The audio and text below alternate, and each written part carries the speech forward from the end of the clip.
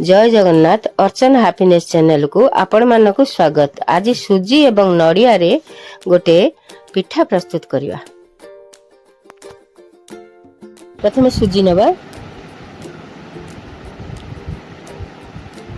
स्वाद अनुसार लूण दबा, तापर दही नबा,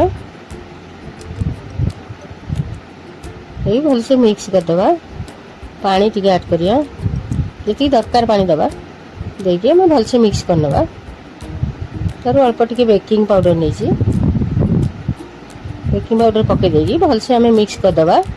गोटे राति छाड़ी दबा, छाड़ी देले भल फुलियो। संध्या करके सकाळ जलखिया हमें प्रस्तुत करा। तापर घोड़े नवा, तो कड़े बसैकी काजू भाजी नवा, घी टिके पकेकी कड़े बस नड़िया भाजी नवा, चीनी पकेकी भाजवा।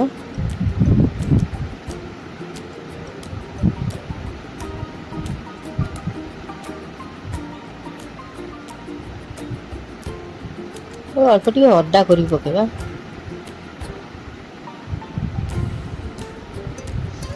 अल्प टे गुजराती छेची पकेबा। भलसे नड़िया भाजी नवा, भाजी इटिल छांच बसैबा।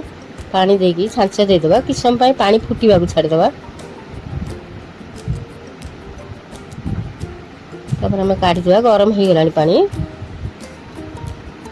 तापर हमें तेल मारी नवा कि ना घी मारिबा।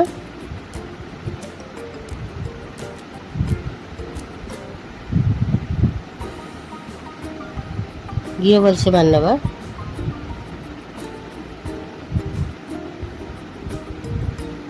तब तले अल्प अल्प पिठौ दबा।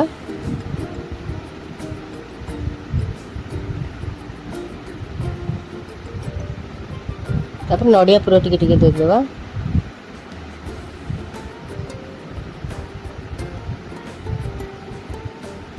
भाजी रखी जो नड़िया पूराटा ताको एमती अल्प अल्प करके दबा ता ऊपर। तापर अल्प से सुजी गोलाटा अल्प अल्प दबा।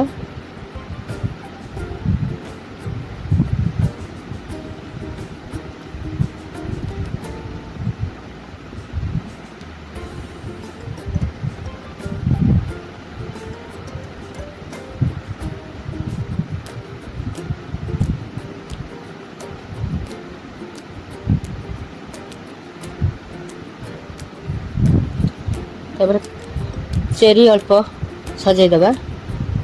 तापर टे चेरी देदेले पिठाटा टे भल लगे खाइबा, पाटी की भी भल लगे। तापर काजू दबा,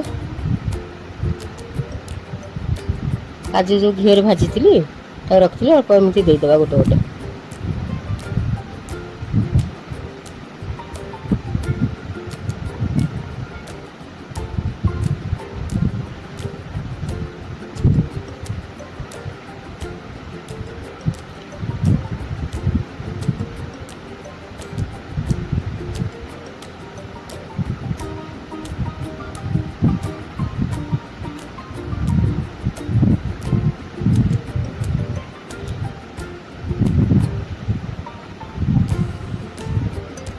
पिठा हो गलानी। ताको अल्प पानी देदेले कि छेची देकी बाहरी कले पिठाटा भल स्मूथ रे बाहरी आसे। पानी दे देकी एमती बाहरी करनवा।